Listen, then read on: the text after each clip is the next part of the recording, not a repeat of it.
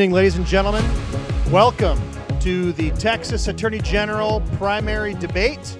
My name is Austin Knutson. I am the chairman of the Republican Attorney Generals Association. I want to welcome you all here to our debate this evening. Raga is the host of this event. The members you see up here that will be out here soon, one of them is going to be the next Attorney General for the state of Texas. And Texas's importance cannot be overstated. Whoever wins this debate is going to be a leader not just in Texas, will be setting policy not just in the state of Texas, but for the entire country. And as the chair of the Republican Attorney Generals Association, we're very much looking forward to see which one of these candidates is going to join our ranks. We are very excited. We've got 4 fantastic candidates for this position. We're going to bring them all out here, and we're going to let them tell you about themselves. We're going to have us a good old-fashioned debate. I first want to take a moment and welcome our host, Allie Beth Stuckey. Allie Beth is a mom, she's a wife, a mother of 3, a native Texan. She's the perfect person to moderate this event. She's also the host of the Christian conservative podcast Relatable, not to mention a New York Times bestselling author of the books Toxic Empathy and You're Not Enough, and That's Okay. So ladies and gentlemen, without further ado, please give a warm welcome to our host, Allie Beth Stuckey. Thank you so much. Good evening, everyone. I'm Allie Beth Stuckey. Thank you so much for joining us tonight. Texas is the second largest state in the nation by population, size, and GDP. It is the #1 energy producer in the country, and with the largest border, Texas is on the front lines in the fight against illegal immigration. If tonight's candidates are anything like the 3 most recent attorneys general, Ken Paxton, Greg Abbott, and John Cornyn, whoever becomes the next Attorney General from Texas will not only serve as the top law enforcement official in the state, he or she will also have a significant impact on federal law, which shapes the future for every American in every state. Early voting for the March 3rd primary began today. This will be the only debate to feature all 4 Republican candidates running for Attorney General. We expect a lively discussion that touches on the most pressing issues facing Texans and Americans today. Now we welcome to the stage our 4 candidates. State Senator Joan Huffman.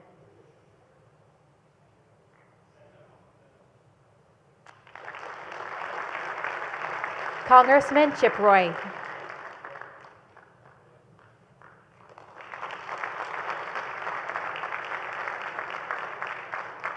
Aaron Reitz. And State Senator Mays Middleton.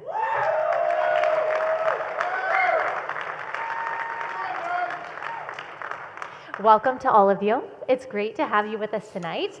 We will begin by reviewing the rules for tonight's debate. The duration of tonight's debate will be 90 minutes, no commercial breaks. All questions will be directed to every candidate, and each candidate will have 90 seconds. We'll have 1 minute. I almost gave you an extra 30 seconds. 1 minute to answer. Rebuttals may be allowed at the moderator's discretion. Rebuttals must be limited to 30 seconds. And counter rebuttals may be requested, but will only be granted at the discretion of the moderator. Candidates may only speak during their allotted time, and interruptions and crosstalk are prohibited. For our audience with us tonight at the historic Granada Theater, applause is not allowed during the debate. So we ask that you please refrain from showing your support until the debate ends. Each candidate has 90 seconds for an opening statement, with the speaking order having been selected by a drawing of straws yesterday afternoon. So we turn to you, State Senator Mays Middleton, to begin with your opening statement. My name is Mays Middleton, and really all you need to know about me in this race is I'm the only one that's been protested at the Texas Capitol during this campaign. They had these big, ugly green signs with my face on it, and they called me the bathroom bigot. Why? Because I don't want men in my little girl's restroom or locker room or shower. And this is a calling for me. This is not a job. Like our president, I don't take the salary. I don't take the pension. I don't take the health care. I don't take the state license plate. I'm only here to serve and fight for the conservative values that we believe in. And that's what I've done since day 1 in office. I've always been ranked as the top 1 or 2 most conservative members in the House. Now the Senate, I was chairman of the Texas House Freedom Caucus, and President Trump called me a MAGA champion and my conservative record second to none. And this is a show me, don't tell me business. And I can show you the results. I took on the woke left's gender ideology. 1, stop men from playing women's sports. Kicked perverted men out of women's private spaces like restrooms and locker rooms. Defeated the atheists and put prayer and the 10 Commandments back into our public schools. And took on our foreign adversaries in Austin. Stopped China from buying our land. Designated cartels as terrorists. Tripled border security. And am now taking on our most growing threat, which is Sharia law and Islamification. I am defeating the left already. Thank you. Mr. Aaron Reitz. I'm running for Attorney General because I believe that we're in a battle for the soul of our state and our nation. And I know from long-fought personal experience that the primary arena in which we fight the dark forces of the left is the justice system. President Trump understands this better than anyone, and as one of his very first orders of business in his new administration was to elevate me to the senior ranks of his Justice Department. And when he did, he said Aaron Reitz is a true MAGA attorney and a warrior for the Constitution. Why? Because of my battle-tested record leading legal troops into legal combat to deliver legal victories for Texas and for Texans. Attorney General Paxton has served our state effectively and faithfully for over a decade, but now the time has come to choose a new chief legal officer. Remember, under the Texas Constitution, this is a legal, law enforcement, executive branch job, not a legislative job. So while my opponents may spend tonight talking about their legislative record or bills that they've worked on, you'll see a glaring absence of any real legal record. That might be fine if you're running for re-election to the House or Senate, but it's wholly inadequate to the task of Attorney General. In contrast, my record, litigating, investigating, suing, defending, and appealing on all the major issues that we Republicans care about throughout the justice system sets me apart. It's that record that led Attorney General Paxton to endorse me to succeed him, and it's that record that can give Texans the confidence that I'm ready to lead the fight in court. Thank you so much. Congressman. Good evening. 8 years ago, I ran for Congress because I wanted to save America for our kids and grandkids, something I've been trying to do my entire life, and I've been at the center of the conservative fight for over 2 decades. In 2005, as a lawyer on the Senate Judiciary Committee, I fought to get Sam Alito on the Supreme Court. In 2006 and 2007, I was at the center of the fight to stop amnesty in the swamp. In 2010 and 2012, I fought to make sure that it was Marco Rubio and Rand Paul and Ted Cruz in the U.S. Senate. And then I was proud to be Ted Cruz's chief of staff, and I'm proud to have his endorsement. I served as his chief of staff when we fought to try to stop Obamacare implementation in 2013. And in 2015, I came back to Texas as the first assistant attorney general, where we sued President Obama on deferred action. We sued on the Clean Power Plan. We sued about Syria refugees to fight to defend Texas. That's my track record before Congress. And in Congress, when I got there, I led. I led by introducing legislation to ban Chinese communists from owning our land, to designate cartels as terrorist organizations. And guess what? President Trump used that as the model for the executive order he signed this last year to designate cartels as terrorist organizations. I worked alongside President Trump to draft and move forward through the House the Save America Act, and we're going to get it through the Senate. And I'm fighting to make sure every day that we deliver for the people of Texas. As Attorney General, I'll be one of one instead of one of 435 fighting for you, the people of Texas, and I'm asking for your vote. Thank you. Senator Huffman.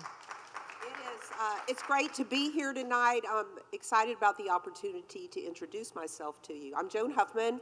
I started my career in 1981 as a secretary at the Harris County District Attorney's Office and put myself through law school at night. Once I graduated, I was hired as a prosecutor where I served Harris County for over 15 years, tried over 100 jury trials, including death penalty cases, was chief gang prosecutor, chief of the Organized Crime Narcotics Task Force, and then I ran for criminal district court judge where I was twice elected, served 2 terms. In 2008, I ran for the State Senate where I've served ever since. In those years, I have served as chairwoman of the major committees in the Senate: State Affairs, Jurisprudence, Redistricting. I'm currently the chair of Finance and have been for the last 4 years, where I write the state's $340 billion budget. During that time period, I've led on major conservative fights. I passed the first voter ID bill that passed court muster in Texas. I passed the first Sharia law bill when people weren't paying attention. I passed campus free speech and have led the funding, led the fight with President Trump on border security as chair of the committees and the finance committee that focus on all the border security. I have the qualifications, the will, and the work ethic to be your next Attorney General and be the fighter that you need and you want as your Attorney General. Thank you. And just a reminder to our audience, if we could please hold our applause until after the debate is over. We've got a lot of ground to cover, and we are starting with the Islamification of Texas. There are growing concerns among Texans about the presence and increasing influence of Islamic organizations like the Muslim Brotherhood in planned Muslim communities like Epic City. Governor Abbott designated CARE and the Muslim Brotherhood as terrorist organizations, and Attorney General Paxton has filed lawsuits related to Epic City. As Attorney General, what further legal actions will you pursue to address these concerns? Mr. Reitz. Let me be clear first on what I believe. Islam is incompatible with Western civilization. And in spite of that, they've developed a dark network of 501c3s, nonprofits, corporate entities, shell entities, PACs, political candidates, grant-making entities that have formed a network to rise the crescent moon over the Lone Star State. As Attorney General, I'm going to treat the Sharia pushers like the feds treated the mafia in the latter half of the 20th century. How many mob bosses did we get for committing murder? The answer is not many. But we smoked them out like I'm going to smoke out the Sharia pushers by an overwhelming force of investigations on process crimes, financial crimes, investigations, lawsuits. Attorney General Paxton has already started this fight, and as his endorsed successor, I'm the one that you can trust to continue that fight, to go hard and push the Sharia out of Texas. Thank you. Congressman. Thanks for the question. Just this afternoon, I met with my friends Keith Self and people here in the Dallas-Fort Worth area because we started the Sharia-Free America Caucus. We introduced legislation in Congress to take away the tax status for CARE. I introduced legislation to pause all immigration until we've gotten our house in order to stop what is happening to this great country and this great state. To be very clear, when you talk to the experts, the Muslim Brotherhood has a specific plan to Islamify the state of Texas. You're seeing it unfold in Dallas-Fort Worth right now. There are no-go zones where women don't want to go here in the Dallas-Fort Worth Metroplex. There are people that are listening to prayer calls. We are having to deal with a massive change in our culture because we haven't recognized that there is a war being carried against us. If you're Attorney General, you have enormous power to follow the money. And as Attorney General, I will go after the 600+ organizations that are advancing Sharia, undermining Western civilization, using the full power of the Office of Attorney General. Thank you, Congressman. Senator Huffman. Yes, and definitely Sharia law and its infiltration into our state is a problem. And it's something that I recognize. We hear a lot of talk about it, and yes, I'm going to do something about it. I actually saw this problem in 2019, and I passed the first bill in Texas that said there could be no foreign law, Sharia law included, in our family courts. And that law has been upheld recently by the Texas Supreme Court. So a lot of people can talk about things they're going to do and suddenly start paying attention to an issue. But this is not a problem that has just developed overnight. It is something that has been kind of insidious, working its way into our culture. I think we have to take all measures, legal measures that we have. As Attorney General, I will do that. I have proven that as a legislator, as a senator, and as the Attorney General, I would use all tools at my disposal to go after these organizations that are promoting Sharia law in our state. Thank you. Senator Middleton. Thank you. Let me begin with this. This is not a religious liberties issue. This is an America First issue because Sharia law is organized crime, period, and I will treat it as such. And we have some very powerful tools here that I have fought for, like Senate Bill 17, that stops enemy entities, which CARE and Muslim Brotherhood are. Appreciate Governor Abbott and his efforts and that Lieutenant Governor Patrick to make that happen. And it allows the AG to bring action to sue and force them to sell any property that they own. So we cannot allow these Islamic organizations, Sharia law pushers, to own 1 square inch of Texas. We also have to make sure that the meadow nearby to here remains just that, a meadow. And these are seditious organizations which are attempting to undermine our constitutional republic by threat or force, and I will treat it as such and dissolve them. Thank you. Minnesota recently faced national scrutiny after independent journalists uncovered nearly $1 billion in fraud committed largely by Somali immigrants. As Attorney General, what steps will you take to strengthen oversight and prevent similar instances of fraud in Texas? Congressman Roy. Well, it's a great question. It's one that I've already started working on. I've been working closely with Treasury Secretary Bessent and the great leadership of the Trump administration to follow the money, as I said before. Again, one of the core and central powers of the Office of the Attorney General is to do that. And these vast networks that are engaged in funneling money into our country need to be explored, and they need to be rooted out, and we need to follow the money. But you've got to actually be serious about prosecuting and going after fraud. And we've got obviously divisions that go after Medicaid fraud and other issues, but we've got to actually heighten and ensure that we've got all of the tools necessary with our law enforcement function to root out fraud at the highest level in the Office of Attorney General. But going back to the issue of following the money, that is the core issue for the state of Texas. How is it that we have let this vast number of organizations infiltrate the state of Texas and throughout our country and be able to continue to exercise what they're doing with our taxpayer money? Thank you. Senator. Well, I have a lot of knowledge about this issue because as Chair of Finance, I have watched the billions being fed into the Medicaid system, into the child care system and so forth. And we have ways that we have the Office of Inspector General, we have ways that we are monitoring the money, but there has not been, in my opinion, a full-fledged effort from the Attorney General's office to make that a top priority.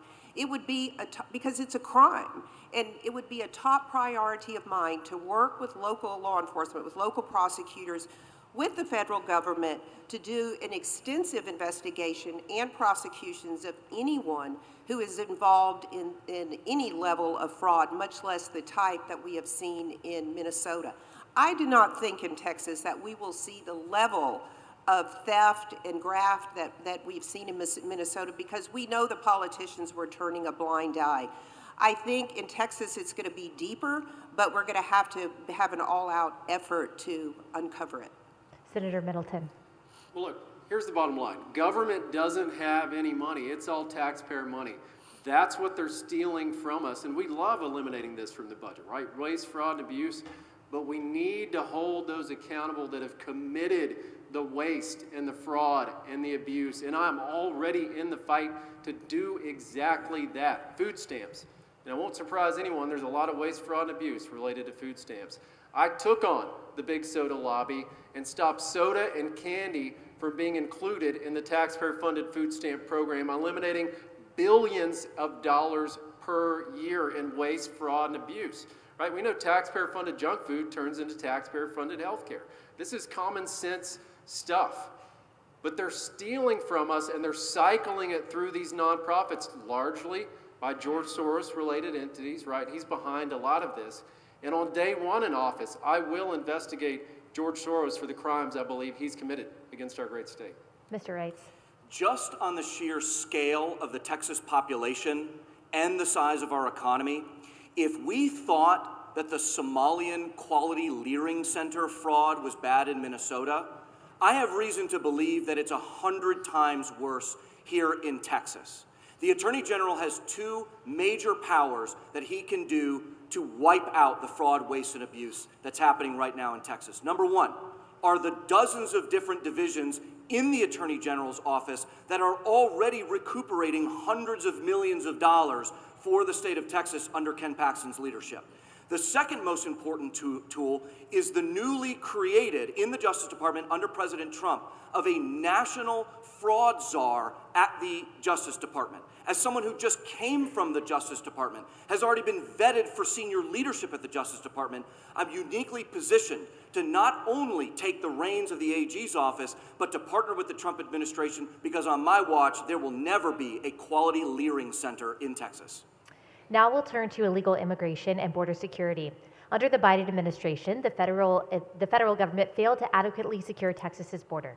If you are Attorney General under a future Democratic presidential administration, what steps will you take to ensure Texas can exercise the right to protect its own border? Senator Huffman. Well, we have put several laws in place that we didn't have in place when Biden was president.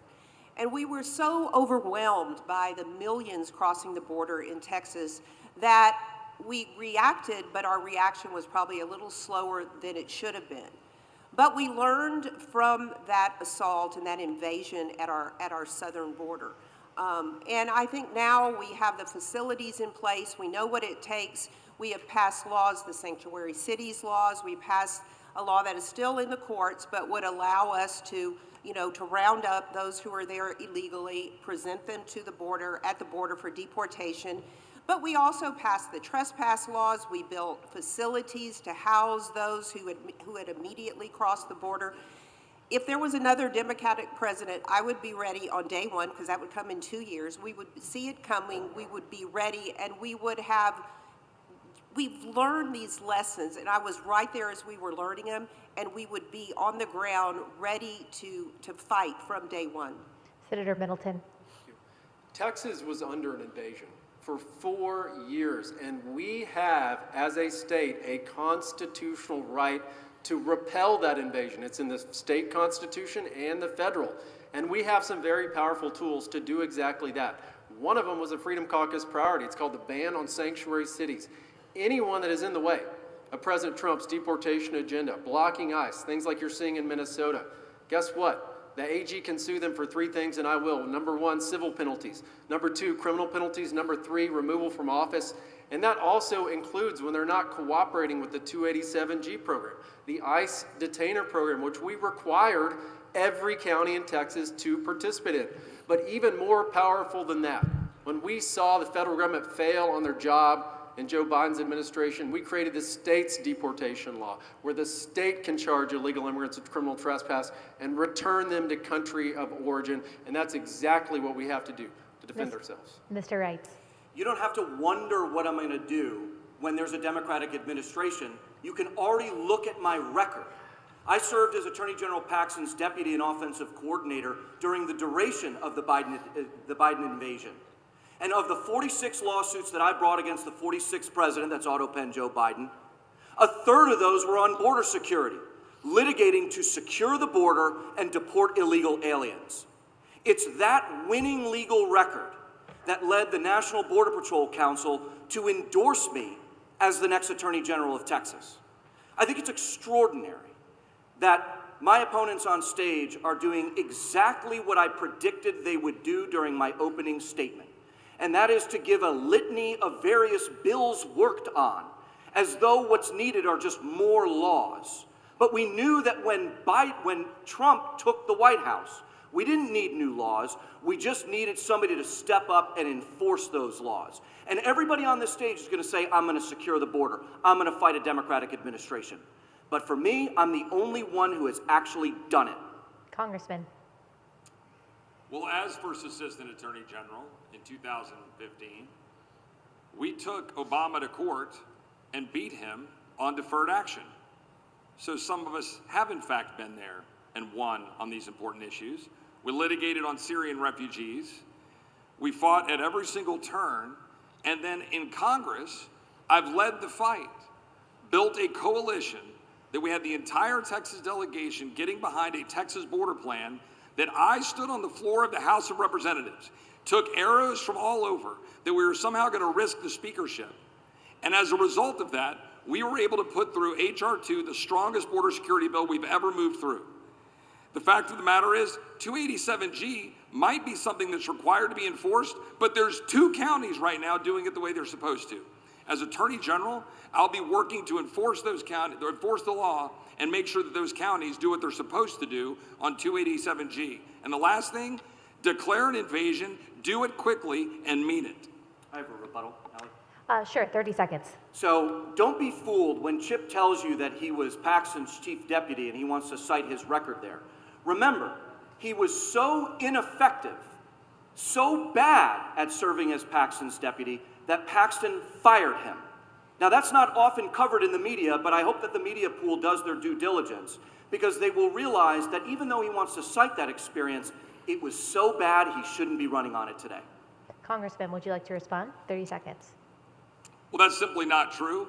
But I know someone who both of us work for that's endorsed me, and that's Senator Ted Cruz. And he has put his full confidence in me to serve as the Attorney General of Texas, Ted having served as Solicitor General for this great state. He knows what is necessary in that office, and I'm proud to have his full support and endorsement. Thank you. Now I invite our first guest question for tonight's debate from Iowa Attorney General Brenna Bird. Since the horrific October 7th attack, we've seen a disturbing rise in anti-Semitism across the United States, from threats against synagogues and Jewish schools to harassment on college campuses. As Attorney General of Iowa, I launched a statewide task force to stop anti-Semitism, and I also led amicus briefs supporting the families impacted by the heinous October 7th attack, and stood with President Trump to hold universities accountable for failing to protect Jewish students. Other Republican AGs are also fighting anti-Semitism. All 28 Republican AGs sent a letter to Attorney General Bondi and FBI Director Patel to help stem the tide of domestic terrorism. And just this month, Attorney General Paxton filed lawsuits to end operations of the Muslim Brotherhood and its American chapter CARE. What specific steps would you take as Texas Attorney General to stop the evils of anti-Semitism? Senator Middleton, we'll start with you. So I'm already in this fight. We have seen it firsthand. It actually happened in my Senate district in Dickinson ISD, where a teacher wrote from the river to the sea. And that is why I've fought to enhance the definition of anti-Semitism with the IHRA definition, where now college campuses and K-12 schools, it's a violation of their code of conduct, but it's got to be enforced, and that is exactly what I will do. Because what we're talking about earlier with Islamification and Sharia law, the things that we're seeing, like in Plano ISD, those are a symptom of the problem. They even had swastikas written on the side of a banned vehicle at Plano ISD. Teachers that do that tolerate that, they need to be fired. They need to be added to a do not hire list and prohibited from ever teaching a student again.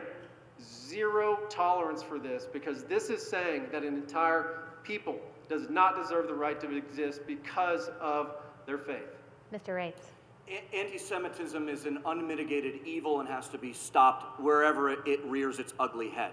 There are two things that the Attorney General can do moving forward. Number one, he can continue to do the great work that Attorney General Paxton is already doing. As Attorney General Byrd already pointed out, the volume of litigation and investigations that Ken Paxton is pumping out of the AG's office is tremendous. He's looking at K through 12 public school districts. He's looking at institutions of higher education. He's looking at Sharia adjacent organizations like CARE and the Muslim Brotherhood. All of these entities that want to hurt Christians and Jews have to be stopped. The tools are available, but we need to make sure that we get the succession planning right, from Paxton, who's doing a great job, to his endorsed successor. The second thing that the Attorney General has to do is partner with the Trump administration. When I was the head of the Office of Legal Policy at DOJ, I helped Attorney General Bondi create the October 7th task force, the anti-Semitism task force. As someone who just came from the administration, I'm uniquely positioned to bring those federal resources to bear to get rid of anti-Semitism in Texas. Congressman. As the chairman of the Subcommittee on the Constitution, we held hearings on this and brought forward students who were receiving the wrong end of the shameful anti-Semitism being directed at them on college campuses around the country. So one of the first things that I did as some of this stuff was unfold was reach out to my friends. For example, Jim Davis, who's the president of the University of Texas, who I was proud to hire and work with at the Office of Attorney General, to work with them to stop what was going on with this nonsense with the Palestinian protest that was going on with respect to Israel. But here's the most important thing. We've already talked about Sharia law. We've already talked about the Muslim Brotherhood and CARE, and we need to do those things. We don't need to repeat that, but you have to do it. You have to stand unequivocally alongside Israel. You have to be willing to stand up and say that you stand with them in the face of all of the hatred being directed toward them. There are segments of our population who don't want to do that today. I am proud to stand alongside our brothers and sisters in Israel, and will do that as Attorney General. Senator Huffman. There, of course, is no place at all for anti-Semitism, ever. It's hatred, it's evil. And, I look at it as, we got to protect our kids from that. I mean, because I think that is taught at an early age, right? And then it kind of festers and it moves on. So as an Attorney General, I would look at what Paxton done. I don't know if he's doing a great job on this or not, but I would certainly dig into it and make sure that we were doing everything we could, if it would be to join with other attorney generals around the country, then we would want to do that. Would it be to work with President Trump? Yes.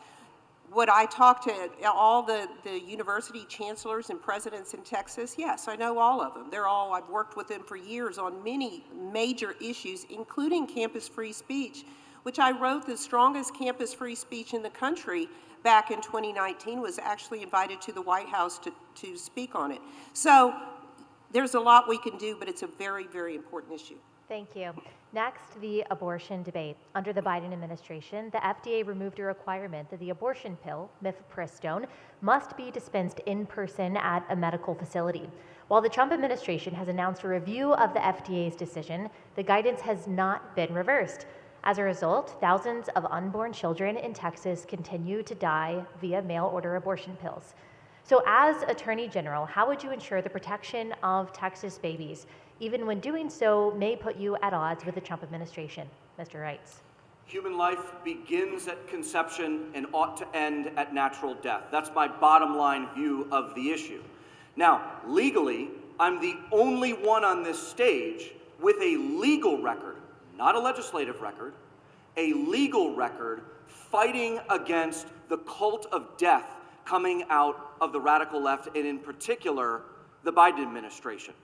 Not only did I partner with Attorney General Paxton to stop various abuses of federal overreach to cram abortion down Texans' throats, but I also stood in a defensive posture when my colleagues were working on their various pieces of legislation and the governor signed the bill and the ink dried.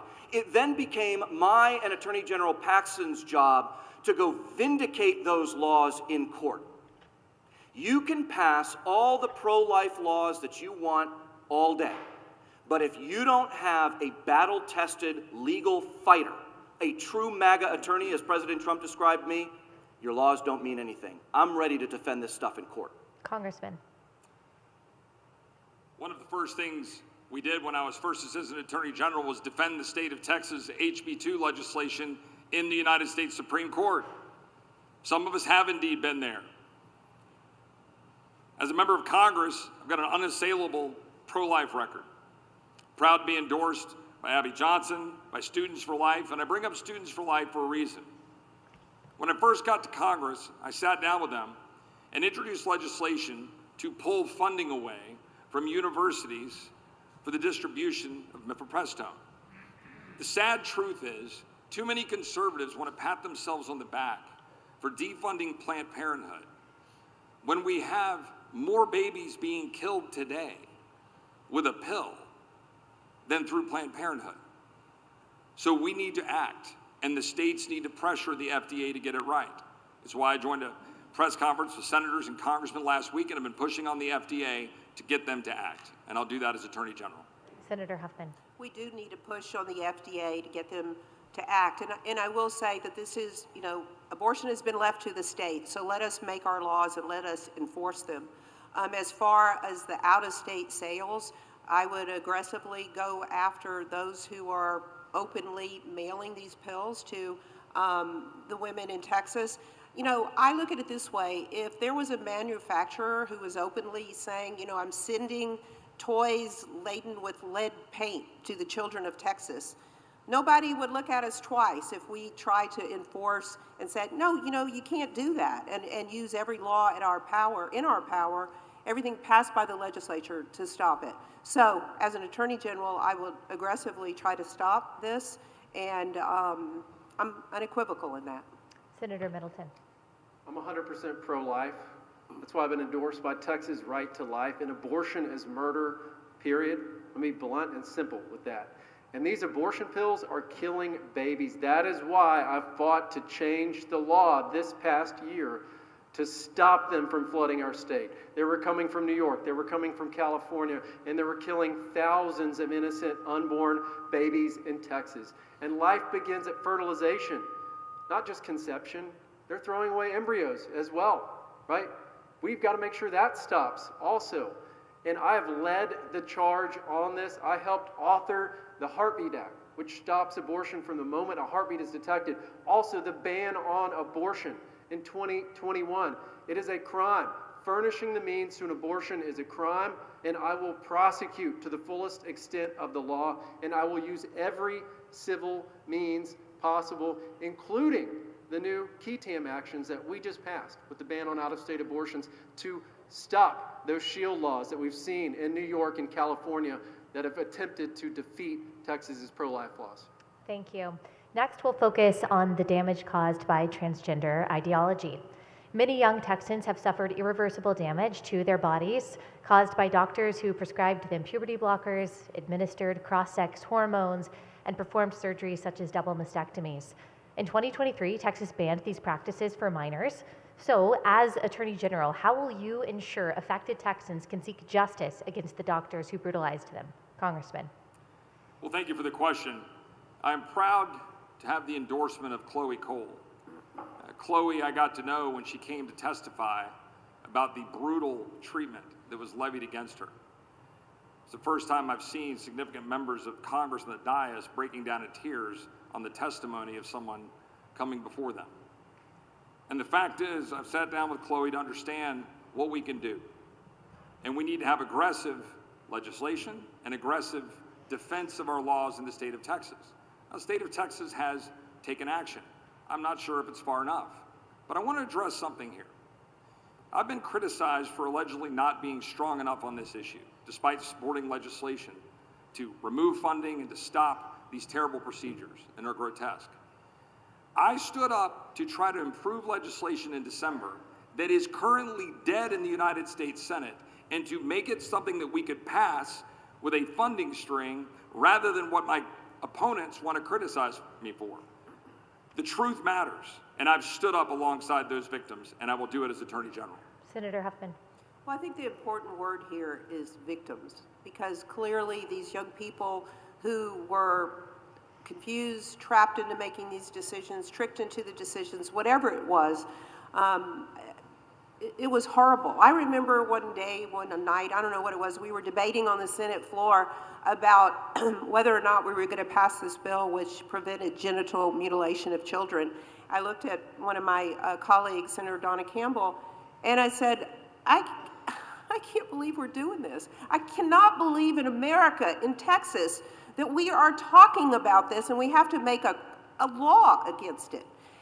It is horrifying to me. So, will I fight it? Will I use every tool? Will I work with the legislature to make sure there are civil remedies for these victims? Yes, because I've always stood up for victims, and this is just another class of victims that I would fight for. Senator Middleton. This is child abuse, period. It's that simple. And the left is coming for our kids. That is why I've been fighting my entire career to protect them from this evil practice, and that's what it really is. This is evil. They're mutilating children, and they're fighting to do it, and they're willing to resort to violence to perpetrate this on our most innocent.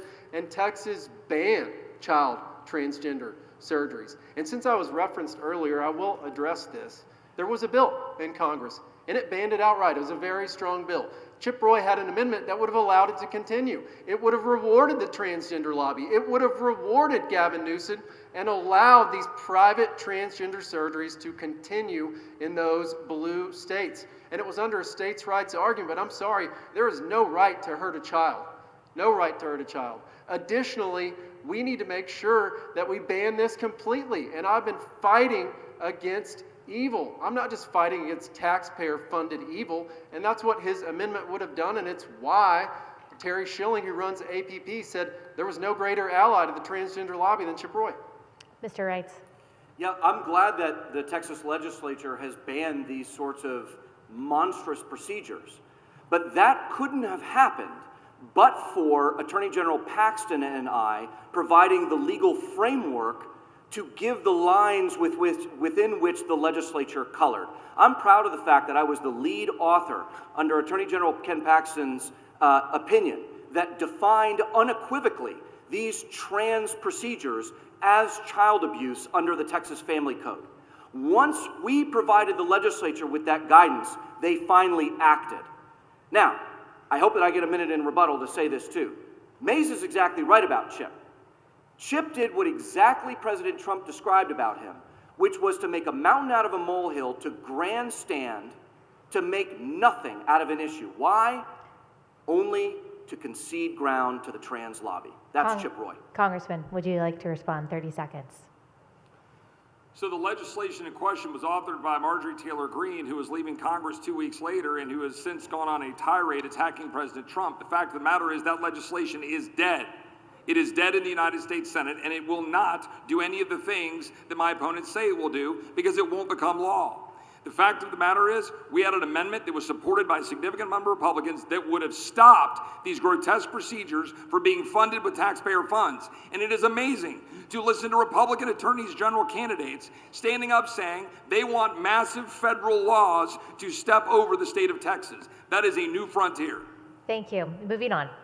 How specifically will you hold accountable any institutions that fail to protect the right of women and girls to sex-exclusive spaces and athletic teams? Senator Huffman.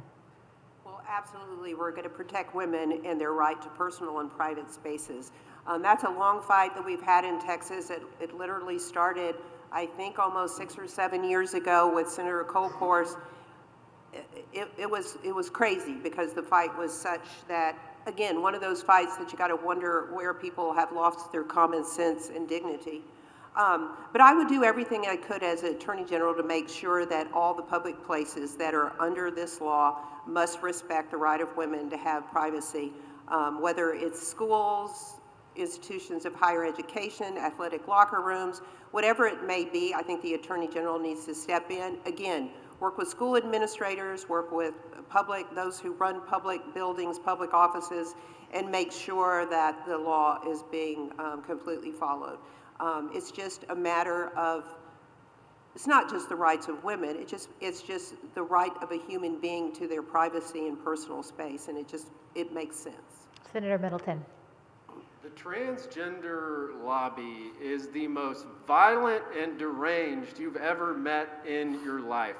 They are trying to undermine not just basic biological truths, but basic biblical truths. And that's why I have taken them on since day one and authored and passed the strongest Texas women's privacy law ever. It is a $125,000 per day fine if a man tries to go into a woman's private space like a restroom or a locker room or a shower. This is about protecting our wives, our daughters, and all the future daughters of our great state. And it's common sense as well. This is how we make sure Texas is the safest state in America to live and raise a family. And I will never stop until their agenda is defeated and we never hear about it again. Thank you. Mr. Reitz. I think this is an issue where all four of us on stage are going to be in total agreement on what is right and wrong. We all know that biological boys and men should not be in the private spaces of biological girls and women, period. That's easy. That's low-hanging fruit. I also like the fact that two of my colleagues here on stage in the Senate have worked on bills to ensure that that common sense reality is upheld. What they have never done in their lives is litigate, investigate, sue, or appeal against a school district, a political subdivision, a governmental agency, a public official, anyone taking those bills on offense. I'll say this again, and I'm going to keep threading this needle in a lot of my responses. You can pass all the legislation you want. You can get all the A+ ratings that you want from all the right groups, and I like that. But if you've never turned those statutes into offensive or defensive weapons throughout the justice system, you ain't ready to be Attorney General. And I'm the only one with the record who's done it. Congressman. Well, everybody on the stage, I'll agree, finds this grotesque and would enforce the laws of the state of Texas. I know I certainly would. It's our job as Attorney General. But one of the most important roles of a state leader and as Attorney General is use of the bully pulpit. And one of the things you have to do with this sickness is expose it. So it's important to point out that Leah Thomas is in fact a dude. And you have to be willing to stand up on the floor of the House or in court or in the public square and say it. You can't let it just slide by. And you have to do as I did, which is help a friend who was dealing with a transgender individual taking kids and take them to a drag show happy hour, find that individual, expose that individual on the libs of TikTok, and then make that individual get removed from their position of authority in schools. We have a role to expose it, highlight it, and take it out. Our next guest question comes from West Virginia Attorney General J.B. McCuskey. Thank you guys all for your commitment to Texas, and hopefully we will be welcoming one of you guys into our ranks. People are fleeing blue states like California because of their laws that make the lives of Californians harder and more expensive. And many are seeking refuge in Republican-led states exactly like Texas. That's why Republican attorney generals are fighting to make sure that blue state regulations don't follow them when they cross our borders. Last February, I led a lawsuit filed by 22 of my colleagues suing New York over their Superfund law, which demands that energy producers, even those who don't operate in New York, pay $75 billion in retroactive fines. Other Republican attorney generals like me have filed similar lawsuits against a variety of blue states like Vermont, California, Illinois, you name it, who have followed in New York's footsteps trying to create these Superfund laws. Now that President Trump and Secretary Zeldin are reining in the EPA to comply with its own legal mandates, these states intend on becoming their own EPA, passing laws that hurt states that are the epicenters of traditional carbon-based fuels like West Virginia and Texas. As Texas Attorney General, what will you do to push back against blue state overreach and help protect carbon-based fuels like oil, gas, and coal to ensure that America leads the world in energy production and that Americans have access to reliable and affordable energy? Thank you, Attorney General. Senator Middleton. Yeah, so defeating the Green New Scam has always been one of my top priorities because that's really what it is. This is about Texas's energy dominance. What is keeping the lights on here tonight? What kept the lights on during the freeze a few weeks ago? It was oil and gas, hydrocarbons. Energy density matters. We don't need to be importing Chinese-made solar panels and Chinese-made wind turbines. I've already fought the Green New Scam and won, and passed a law this session to stop wind farms up and down the Texas Gulf Coast. And I'll add this as well. People always ask, what are we going to do with all the turbine blades that we're not using right now? Well, why don't we make them, send them down to the border and use them to finish the wall? It'll be the first time the left has ever opposed recycling, I promise you that. But we've got to make sure we think outside the box here because this is our lifeblood. It's what funds our schools, either through severance taxes, mineral tax appraisals. It's how the state has its surplus.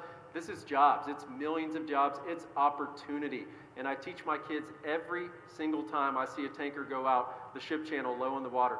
That's America taking money from countries that hate us. Mr. Reitz. I've been at the very cutting edge throughout the justice system fighting against blue state overreach and environmentalist activists. When I was Attorney General Paxton's deputy, leading 46 lawsuits against the 46th president and winning 85% of those lawsuits, a quarter of those lawsuits were on environmental regulations. on what the Biden administration was trying to cram down on Texas, to destroy our oil and gas economy, to push the Green New Scam on us, to push subsidies on us. I know how to fight against these forces and win. Not only did I do it as Paxton's deputy, but I also did it when I was a senior executive at the Justice Department, when one of President Trump's very first executive orders was to roll back the Biden-era environmental litigation that was oppressing oil and gas exploration and production. And as the head of the Office of Legal Policy, I worked with the Environment and Natural Resources Division at DOJ to roll it back. And as the next Attorney General, we are also going to turn our attention to the local environmentalists that want to obscure local ordinances to stop exploration and production. On my watch, we're going to drill, baby, drill. Congressman. Well, thank you. In 2015, as the first Assistant Attorney General, we were proud to work with West Virginia to challenge the so-called Clean Power Plan. And that was impressive and important litigation that was built upon the team that you develop when you work together among attorneys general across multiple states. And that's one of the important things that is so great about this organization. The second thing that I think is important to know is you've got to be willing to stand up and fight when it counts. Last May, when the big beautiful bill was moving forward, the Green New Scam subsidies that we were going to repeal and undo were being put back in by a handful of senators and members of Congress. 4 of us in the Budget Committee stood up and said no. And the entire world, all of the eyes were on us, from the White House to the Speaker's office, and we said no. And we were able to get those Green New Scam subsidy repeals put back in that bill. You need someone who will stand up and fight when it counts, regardless of the arrows being tossed at them. Senator. Well, I will always stand up for Texas business, Texas opportunities, and opportunities for Texans to have some relief from energy prices in any way that I can. Maybe one of the first things I would do is to call you and say, how do I join in on this? How does Texas continue to be part of this movement with the Republican Attorneys General Association? And you know, you have to be able to say, look, it doesn't really matter who the president is or who's in power, whether it's Republicans or Democrats, because there can be overreach and bad ideas that hurt your state. My instance, it would be Texas, no matter who the administration is, right? And so to the extent that some blue state's lame brain idea is going to step on the toes of Texans, you're darn right, I'm going to fight. I'll join with all the allies I can, and I will be at the front with the shield and the sword. So let's go. Crime is a top concern for many Texans. Would you use the Attorney General's office to investigate or challenge district attorneys if their leniency appears to be contributing to rising violent crime? Mr. Reitz. Totally. Crime is spiking in Texas, in all of our big blue cities and our big blue counties. We're talking right now in Dallas County, where this district attorney is one of the worst in the state, if not the nation. He is part of a network of Soros-funded district attorneys who are intentionally and maliciously not prosecuting crimes, abusing their prosecutorial discretion, turning a blind eye, encouraging light sentences, and our families and our communities are the victims of their malfeasance. That is a violation of their oath.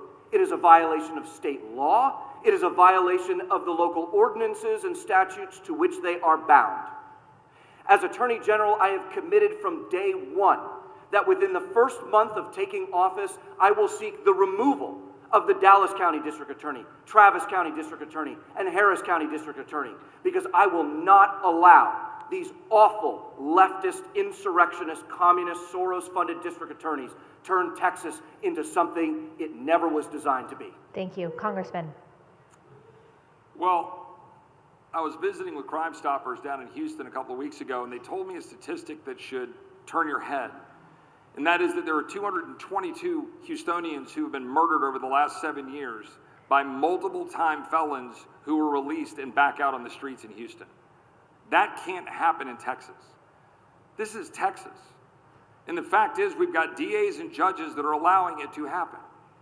So of course we should enforce the law, and we should make sure that DAs and judges are held to account. I think the legislature ought to give greater authority to the governor, like Governor DeSantis has in Florida, to remove recalcitrant DAs and to have greater flexibility to do that. And we ought to be able to do that to judges. But importantly, I think the governor's been right when he's been talking about a state prosecutorial function. The Office of Attorney General has prosecutors' assistants. But for a state the size of Texas, with the 8th biggest economy in the world, with over 30 million people, we ought to be able to have a function and not have to rely on Department of Justice as a backstop, but a state function to be able to make sure bad guys are in jail, that gang members are in jail, that cartel members are in jail, and not on our streets harassing the people of Texas. Senator Huffman. Well, there's a reason why I've been endorsed by Texas Crime Victims United and all the major law enforcement agencies in the state of Texas. That's because I've been fighting this fight for a very long time, for almost 40 years now. And recently in the Texas Senate, in the legislature, we finally got past some major bail reform where we can hold those violent offenders from multiple offenders who commit violent crimes without bail. So thank you for bringing that up, Congressman Roy. And we've done other major things, but it's going to take time for all this to go into place. As far as the rogue prosecutors go, I wrote that bill. That was the bill I wrote. And it cannot be done on day one like some claim they're going to do, or in the first month. It is a process. It's a constitutional and statutory process.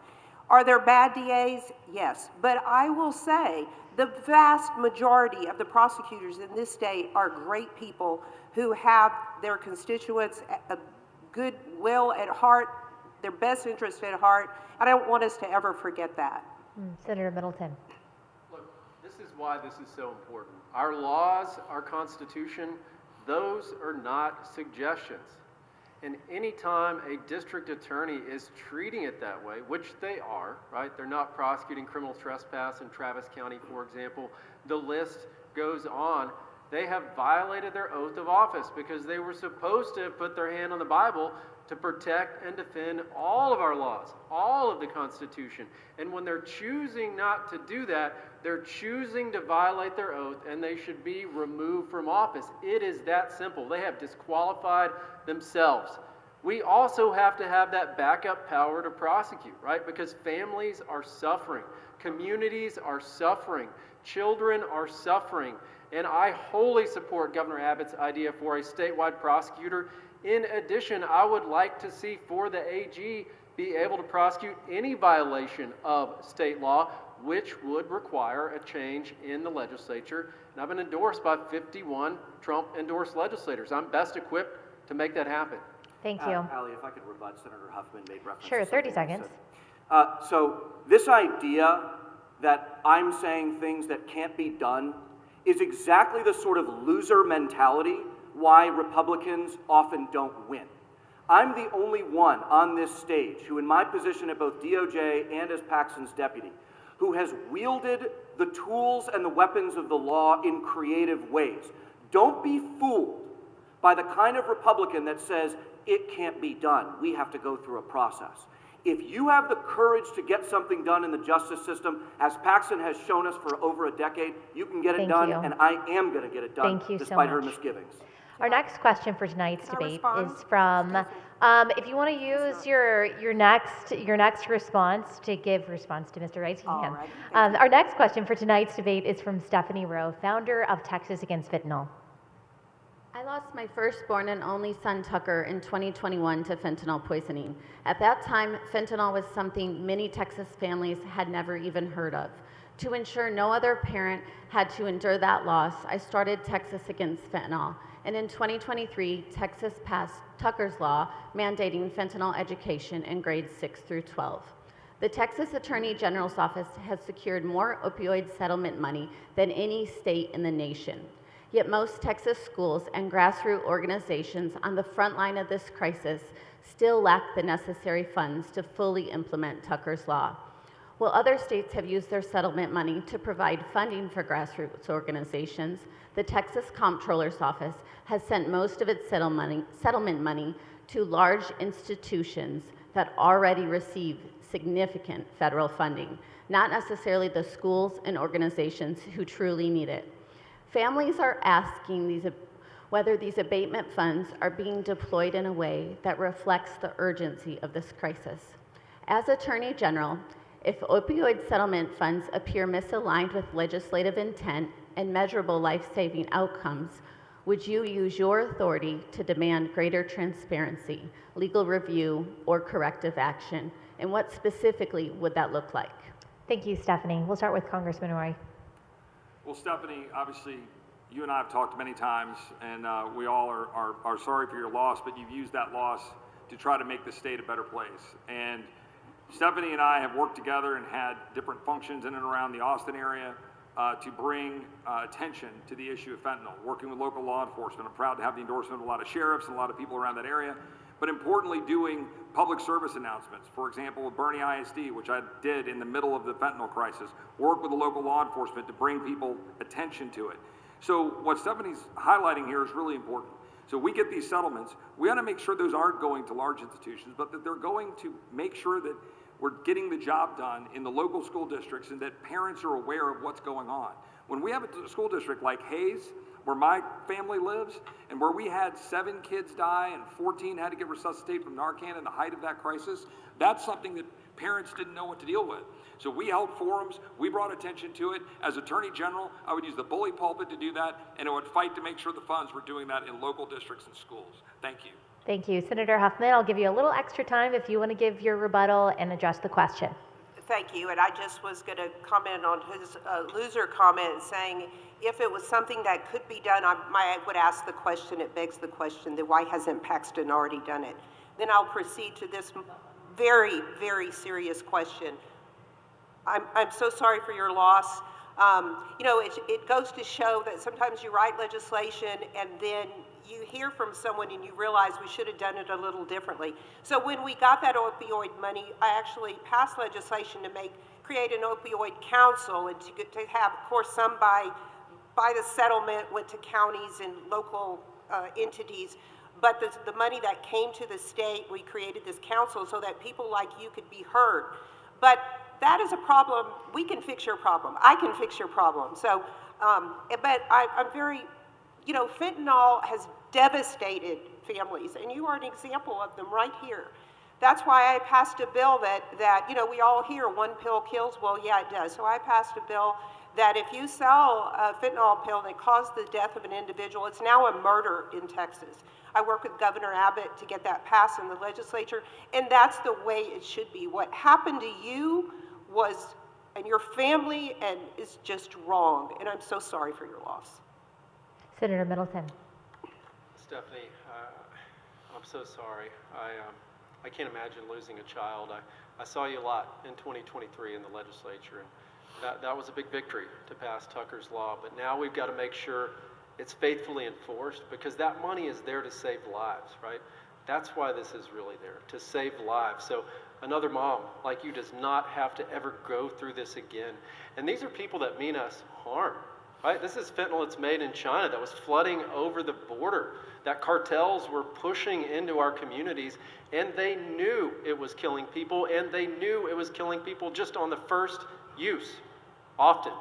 And that's why I fought to designate cartels as terrorists, and also for the law that will hold them accountable. And if you're distributing fentanyl and someone dies because of it, then they can be charged with murder, and they should, because that's what it is, murder. Also increasing the criminal penalties for distribution to a first-degree felony, which is 99 years in jail. That's exactly what we should seek anytime we catch these people, because they're destroying lives, they're destroying families, and I can never tell you how sorry I am for the loss of your son.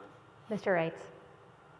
Stephanie, I mean, this is the first time that you and I are meeting, and I'm heartbroken to hear of your account. I have my own 2 of my 4 kids here with me today, and I'm heartbroken over the thought of a pill that's been taken or something that happens at a party, and before you even know it, a life has just slipped through your fingers prematurely. It's an awful tragedy that has been faced by too many thousands of moms and dads around the country.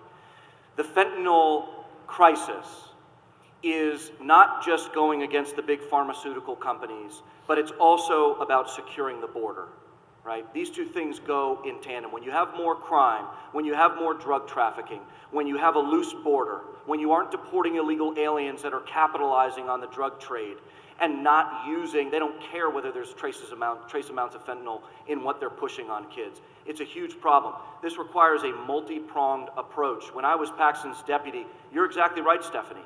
Attorney General Paxton has brought in hundreds of millions of dollars for the state in opioid settlements, going against Big Pharma, because Big Pharma is some of our most legal drug pushers in the nation, and we got to put an end to it. Okay, let's talk about marijuana. In the past, Texas cities like Austin and Denton have adopted policies to deprioritize or effectively stop enforcing state marijuana laws. So as Attorney General, what would you do if more blue cities refuse to enforce state law? Senator Huffman. Well, that is one of the reasons why we can move and start the removal process of a prosecutor, of a district attorney, is if they refuse to prosecute across the board a class of offenses and so forth. When we passed the rogue prosecutor bill, many of them kind of stepped back and moved back from the policies of actually stating that that's what they were doing, but in effect, it appears that many are doing that. Sometimes when you look a little closer, actually what they're doing is sort of a pretrial diversion type of program where the person is not arrested or maybe given instructions to go to counseling or something along those lines. So they're sort of circumventing the law in a way. And the law did provide so that there could still be some pretrial diversion programs and so forth. And you're talking about, I'm assuming, very low-level offenses. And so as Attorney General, we just have to watch this, make sure it's not an across-the-board class of offense that is of a serious nature and that they are following the law as it relates to pretrial diversions. Senator Middleton. I'm a tough on crime guy. I'm a law and order guy because that is America first, and it is illegal right now, and THC should remain so. That's why I fought for that in the legislature. I just saw something the other day where up to 40% of traffic accidents, there's THC in the system, even though among traffic accidents there are far less people drinking alcohol, right, or far more people drinking alcohol than are taking THC. So, that shows you the magnitude of this problem. And if you've got a city council, if you've got a commissioner's court that is ignoring our laws, guess what? They need to be removed from office. And I changed the law this session to be able to do exactly that. Because willfully ignoring the law when you know what the law is, that's incompetence per se. And now they'll face the music because they go to the presiding judge of the Administrative Judicial Region, which is an Abbott appointee. No longer do they have the George Soros District Judge home field advantage in the county that they represent. There is real accountability now. Thank you. Mr. Reitz. You know what I'm tired of in our big blue cities and counties is walking down the street and getting overwhelmed with that stink of weed that's everywhere. I hate it. You hate it. You know what I also don't like is seeing now more and more states legalize recreational marijuana, and in our sort of laboratory of democracy, we don't have to wonder what the social, economic, and psychological effects of widespread recreational use of marijuana does to our communities. It increases crime, it increases schizophrenia, it increases all of the other attendant second and third order effects of using hard drugs. By the way, marijuana today is not the marijuana of 50 or 70 years ago. These things are now concocted to be paranoia-inducing hard drugs. I don't like widespread use of recreational marijuana. And if I find that these district attorneys, who I was blasting just a few questions ago, are not prosecuting marijuana offenses, I'm coming after you. Thank you. Congressman. Marijuana is illegal. The law should be enforced. Marijuana should be illegal in the state of Texas, and the law should be enforced. If any exception is made or needs to be made for our men and women in uniform for PTSD in a controlled environment and setting, then that is something that should be continued to be considered. But at the end of the day, we should be enforcing the law in the state of Texas. Thank you. Despite Texas's anti-gambling laws, $5 to $20 billion is reportedly wagered annually in Texas through online sports betting and prediction market apps operating in the state. What tools should the Attorney General use to address unlawful betting? Senator Middleton. So not only is gambling unconstitutional in Texas, it's illegal. And I've already been in this fight with the things that we have seen happen, like with the lottery. Do y'all remember the courier companies where they had these apps on your phone? They were targeting kids, right? They didn't have age verification. Not only that, they had virtual scratch-offs. It was a rogue agency that had to be abolished. And I fought to do exactly that. We've seen it before, though. The Racing Commission, they tried to put slot machines in horse tracks, try to get around the Constitution and our laws. That had to be shut down. So, the list goes on and on and on, but they will always attempt to illegally expand gambling, and I will use the AG's office to stop them. Thank you. Mr. Reitz. Well, newsflash to the guy who's never practiced law a day in his life. If something is unconstitutional, it is illegal. It's not also those things, okay? Gambling is both unconstitutional and illegal, they're synonyms, in the state of Texas. For people that want to change that, that is the legislature's job. And so I appreciate actually Chip's answer just a minute ago with respect to marijuana use. The Attorney General is the chief legal officer of Texas. He doesn't change the law. He doesn't have a lot of room to interpret the law. He doesn't adjudicate the law. He enforces the law. And right now, gambling is illegal. Casino-style gambling is illegal and ought to be illegal.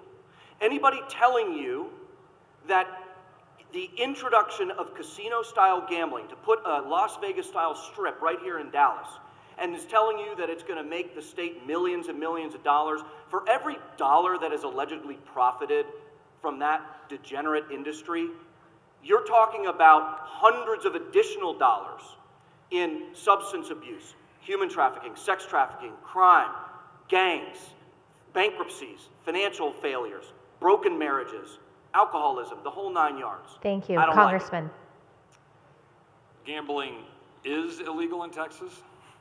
The law should be enforced. Gambling should be illegal in Texas, and the law should be enforced. And to the extent that there's the questions surrounding sports betting, the current interpretation by the Office of Attorney General in terms of letter opinions is that in fact sports betting is gambling. So we should enforce the law in the Office of Attorney General and wait for the legislature to make any changes the legislature sees fit. Senator Huffman. I would agree with the congressman.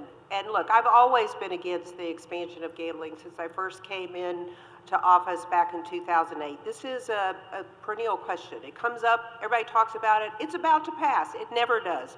That's because the will of the legislature, the votes in the legislature are not there for it to pass. It is against the law. As Attorney General, I will enforce the law. Look, we all know there's sports betting going on all the time. There's probably people here with it on their phone, right? I don't know why anyone at the AG's office hasn't looked at it a little closer and asked the question, are these people breaking the law? It looks to me like they are, but it'd be something that I would look into because until the legislature changes the law statutorily and constitutionally, it is a violation of the law, and I don't see how sports betting is any different than casino gambling. Our next question for tonight's debate comes from Kansas Attorney General Chris Kobach. Good evening, and I wanted to ask you a question about something that concerns me a great deal, and that's the threat posed by the Chinese Communist Party, which some say is theoretical, but it's not. It's right here, it's right now, here at home. They've been trying to purchase American farmland in states like Kansas and neighboring states, including Texas, especially farmland near military bases. They've engaged in intellectual property theft. They've exploited U.S. universities. They've exploited weaknesses in our supply chains, and they're actively working to undermine our sovereignty and security. As Kansas Attorney General, I've taken some concrete steps to push back against the CCP's influence, most notably drafting and pushing through a bill that became law restricting ownership of land within 100 miles of any military base or sensitive site. And now I'm enforcing that law, and we're already seeing some very disturbing patterns in that land ownership. Other attorneys general, including those here tonight, have actively fought against the threats posed by the CCP. Last week, 19 Republican attorneys general urged the Justice Department to investigate 5 foreign nonprofits, including one with documented ties to the CCP, which accepted over $2 billion in foreign dark money to promote extreme environmental policies in the states, all intended to undermine American energy independence. So as Texas Attorney General, it will fall to you to be responsible to protect the state from the CCP insofar as you can in the various ways that they may try to weave their way into Texas. So what specific steps would you take as Texas Attorney General to stop the CCP from infiltrating, to take control over Texas land, and doing other things that might make Texas a foothold for their influence in the United States? Thank you, Attorney General Kobach. Mr. Reitz. While Sharia is the greatest civilizational threat that we're confronting right now, China and its ruling Chinese Communist Party is the greatest geopolitical threat that we're facing right now. And they are reaching out the tentacles of its red dragon directly into Texas. They want to exploit us, they want to undermine us, they want to demoralize us, and they want to do it at a high dollar value. I'm proud that Texas has banned the incursion of the CCP into land sales, critical infrastructure, and important technologies. I'm also proud of the fact that Attorney General Paxton is already leading the way and showing what it looks like to muster the full weight of the Attorney General's office to investigate the pushers of CCP spy technologies and is actively litigating against them. If we want to continue that fight, you need Paxton's endorsed successor to do that. And you need someone who just came from the Justice Department to partner with the federal resources to make it a full frontal assault on the CCP. The Red Dragon's head is getting chopped off on my watch. In 2019, as a freshman member of Congress, I talked to my staff about how ridiculous it was that we weren't stopping the CCP from owning land, and not just within 100 miles of military bases, but generally.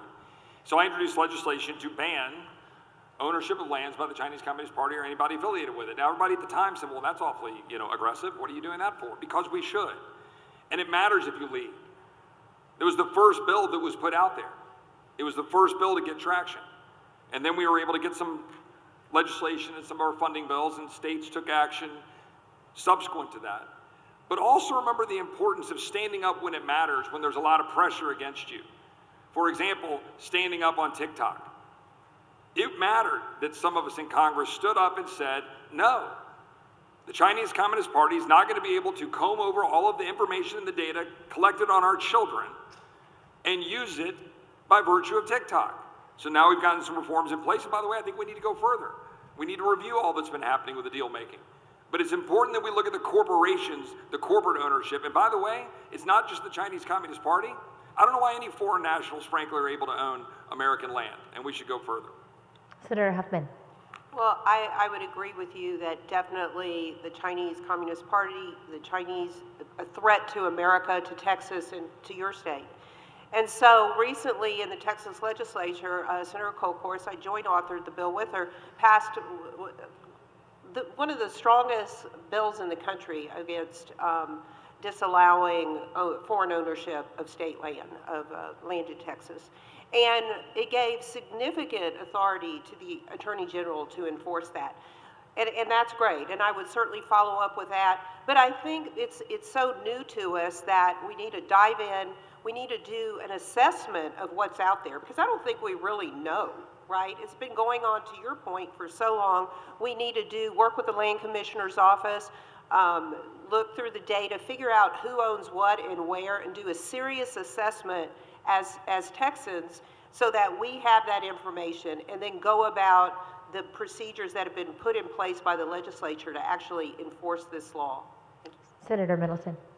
This is a national security issue, and they mean us harm. That law did not pass in 2023, by the way, and I'll never forget getting phone calls in my office saying, I'm afraid to show up and testify for this bill stopping China from buying our land because of what could happen to our family back in China. Does that not show you we're on the right side of this? But not only that, we found out that WeChat, which is a Beijing-based social media company, was interfering with that law, trying to stop it, organizing the opposition through Jean Wu, who's actually in the Texas House, working with mainland China. They mean us harm, and they interfered with the Texas legislative process. But I was on that conference committee. We got it done this time, and there was something very important I wanted in there, and that was to make sure that the AG has the power to bring an action to force them to divest of this real property. Not just land, minerals, water, timbers, the list goes on. And it's an in-rem action that we have to have, and I will enforce to make sure these enemy entities do not buy Texas out from underneath us. It is that simple. This is Texas first. Thank you. Our final few questions for tonight. Should Texas adopt a closed primary system, and what role should the Attorney General play in that process? Congressman. Yes, and enforce the law. Got it. Senator Huffman. Well, I think the legislature needs to write that law so the Attorney General would know what to enforce and how to enforce it. And they have not to this point. So I think we'll wait and see what the legislature does, but I would enforce any law that the legislature passed. Senator Middleton. Well, I'm one of only 2 people that have filed the closed primary bill. Look, this is important to me. My first election in 2018, I'll never forget. Knocking on a door in Lamarck, Texas. This is in the general, November. This is my list, who's voted in the Republican primary. And I knock on the door and say, oh, I'm not a Republican. I don't vote Republican. Well, you did this March. Oh, yeah, they paid me to vote for your opponent in the primary. Right? They're doing that to get more liberals elected. And this is why this issue is so near and dear to my heart. We've got to make sure that only conservatives are voting. Why are we giving Democrats the opportunity to vote in our primary? This doesn't make sense. Thank you. Mr. Reitz. 100% close the primaries. Republican primaries should be for Republicans, not for liberals, not for Democrats, not for people who are coming into our party business to try and screw around with our elections to choose our best Republicans. That's our business.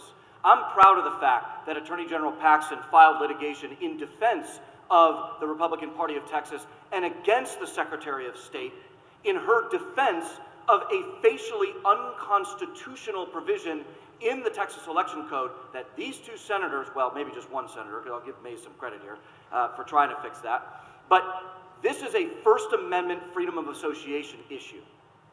This is not just quibbling over the words in a statute. Our party has the right to freely associate with whomever we want. It's a First Amendment issue.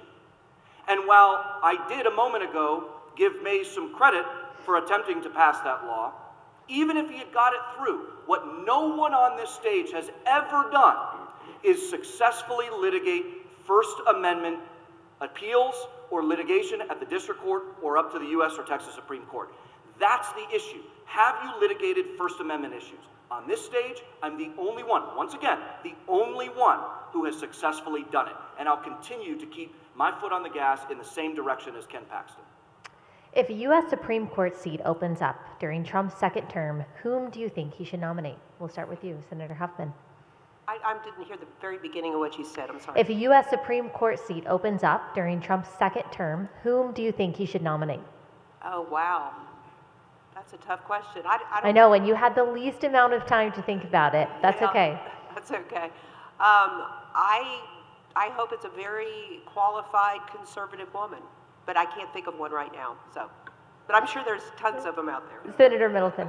I'm gonna hurt some feelings here, but Kazmierek, Judge Kazmierek. Okay, Mr. Reitz. Ted Cruz, but even though he said he won't do it. Now, here's the important thing, okay? The Texas Attorney General is the kind of office where he will be consulted with the White House Counsel's Office, with the President of the United States. And I'm going to work exceptionally hard. And I'm the only one with the jurisprudential backing and the understanding of the nuances of the constitutional issues at play that will inform who we choose for our next Attorney General. This will be the first ride for some of my colleagues. With me, I've done this for my whole career. And so I'm going to be up in the White House as often as I can to make sure we get a hardcore originalist champion up on the bench. Congressman. In October of 2005, as I mentioned earlier, I got a phone call that Harriet Miers was nominated to the United States Supreme Court. And about 10 of us took immediate action to freeze the United States Senate Judiciary Committee. I believe history has been changed as a result of that leadership to ensure that we're able to stop, review, and get Sam Alito on the court. The decisions that we're getting today out of the court are a product of that. That's why it matters to lead at the time that you're faced with something and a difficult question. If you're asking me who should be on the court, it's not my place, it's the president's. I do think there's an enormous bench in the Fifth Circuit. I know this well because these are all people I've worked with. I worked with Jim Ho on the Senate Judiciary Committee. I worked with Reed O'Connor on the Senate Judiciary Committee. I hired Brantley Starr, who's now a federal judge, into the Office of Attorney General. I've got great friends in Washington, but I don't think Senator Cruz would take the job. And I might say Senator Mike Lee if I was going to just throw a name out there as one of my best friends in Washington. There we go. Our last question addresses the scope of the Attorney General's power. Texas has seen repeated legal fights over the scope of the Attorney General's authority. What is one major change you would make in how the Attorney General's office exercises power compared with the current Attorney General Paxton's administration? Senator Middleton. Right, so what we're seeing in Minneapolis right now with the mayor there, the governor, they are getting in the way of ICE. One of the most important things in the AG's office is backing up President Trump in his deportation and border security agenda, because we've got to make sure that we don't just deport some illegal immigrants, we've got to deport all illegal immigrants and use every resource and tool available to do exactly that. Because this is about keeping our community safe. And that's why I fought to restore the power of the AG to prosecute election-related crimes as well, because we all know a George Soros DA is not going to prosecute voter fraud. That's why you've got to have the AG's power to prosecute any violation of our election laws, because that's how we make sure only legally qualified citizens are voting in Texas. And if we don't have that, they'll steal it all from us again, just like they did in 2020. Mr. Reitz. The question is not so much what additional powers does the Attorney General need or want. The litigation troops are already arrayed on the battlefield, ready for war. And as we transition from Paxton to the next Attorney General, the only question is who is going to command them at the front?